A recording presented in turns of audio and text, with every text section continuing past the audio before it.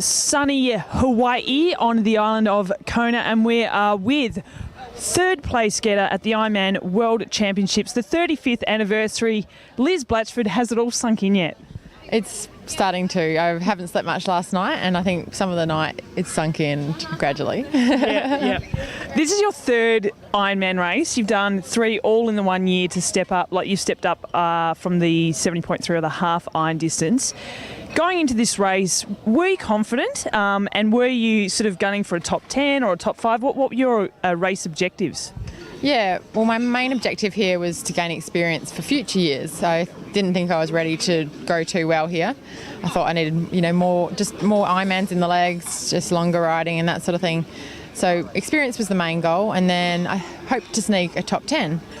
But I guess in saying that, in the back of my mind, I know the girls, I've raced them over other distances, and I knew that I could mix it with them, but I just didn't think over Ironman that I could yet.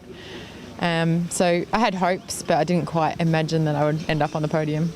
Now let's talk through the day. It was quite an interesting swim. There was about 10 or so women who came out together, which we expected 6 or 7 to come out together, including yourself. But there was a big pack coming out together. Out on the bike, were you expecting to keep up with the likes of your Caroline Steffens and your Meredith Kesslers? No, I wasn't at all. I thought that was the one area that I would struggle and I would get time put into me on the bike for sure. And being such a big group, it probably made things easier. When people would accelerate off the front, someone would close it down. Probably having the pack like that probably played into my hands a little.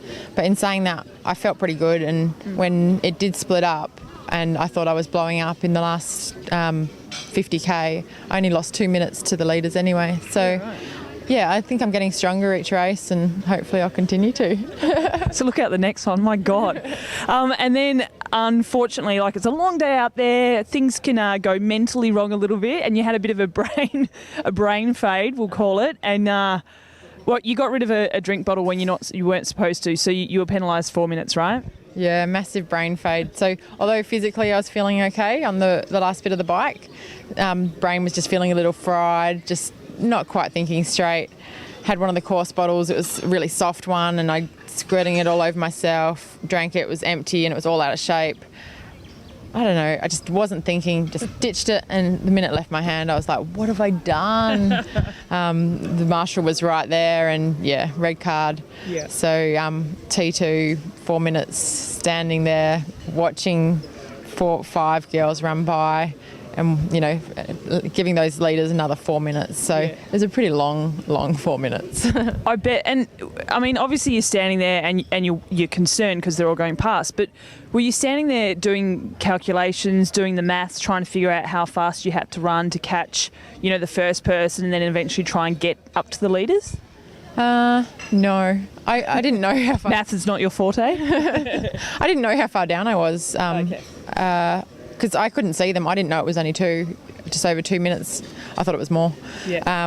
So I wasn't really doing that. I was trying to stretch. I couldn't do anything else but stretch because the tent's before you get your bag or anything, so I couldn't drink. Yeah, I couldn't do anything. I was just trying to stretch a little and just watching the clock, get me out of here. Longest 4 minutes of your life. Yeah, and when I had done it, I was like, that is probably the biggest, most costly mistake of my career. But to be honest, in the end, it didn't change my result. Joycey finished, I think, 6 or more minutes in front of me, so it didn't change the result. Yeah. And then, so on to the marathon. You ended up with a 3:03 marathon, I think, off the top of my head. Definitely one of the strongest of the days. Do you find, or do you think that you've got more in your legs? I know this is only your third one, but do you feel like at the end of that you could have gone a little bit quicker, or you've got the potential to go quicker? Yeah, I definitely think I do in the marathon. So my first one in Cairns 4 months ago, it took me 20k. The first 20k of the run I felt rubbish. And then Tremblant, it was like the first 10k I felt rubbish. Here it was the first 5k I felt rubbish. So I'm losing time in that first bit off the bike. So there's definitely room for improvement there. And yeah, I do. I know I can run from my years of trying to run fast doing ITU, and obviously marathon's really different. But I'm showing I can put together a decent marathon, and I think once I get it all right and handle the bike better, hopefully I can run faster. Love to go sub 3. Yeah. And 13 minutes you've got to reel in Rinny. I know, when you put it like that, I'm like, I thought I had a good run. She ran 13 minutes faster than me. Yeah, that was freakish. That was amazing. I want to talk about your transition into the longer course, and in terms of injuries and how the body feels. Obviously, your body's a bit sore and tired, like everyone else, including myself today. Oh, you poor thing. Yeah, I know. It's been a tough week, I got to say. But how's your body coping with the increased mileage? And, not just injury-wise, but, illness, and, how your body's coping with all that? Yeah, I think I'm taking, illness-wise, I'm taking new measures this year, just really watching my nutrition, eating right. And, I was pretty boring the last few weeks leading into this race. I've never stayed in my room so much leading into a race. So I'm just taking those extra little steps, and for long course I think you almost need to.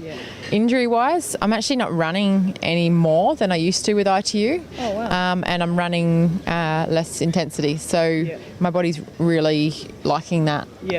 Touch wood, I've not had any injuries for the last any major injuries for the last couple of years. It's a bit more biking, and that's kind of less tough on the body, so it's working out for me. It suits me, I think. Nice. Would definitely suit you, that's for sure. Just one last question. We were talking before about how you went to a couple of athletes in the know who have done this course before, who have been racing Ironman for years, like the likes of Belinda Granger and Chrissy and Meredith Kessler, one of your competitors this weekend.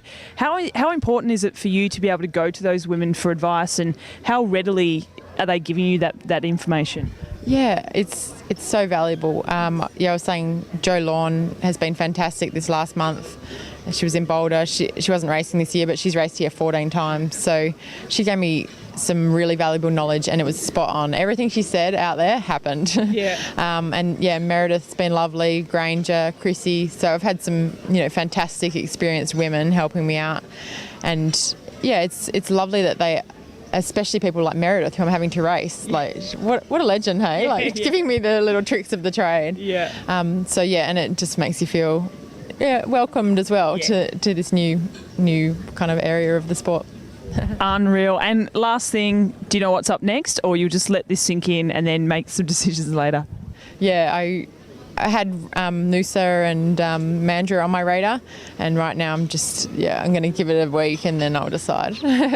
Excellent. Get into the Mai Tais. All right. Well, huge congratulations. It was awesome being here this year and watching you go around the course and see Glenn chasing you down, or trying to chase you down on the bike as well. Magical experience, and we can't wait to see you at the next race. Thanks, Steph, and thanks for all the support. You're too good.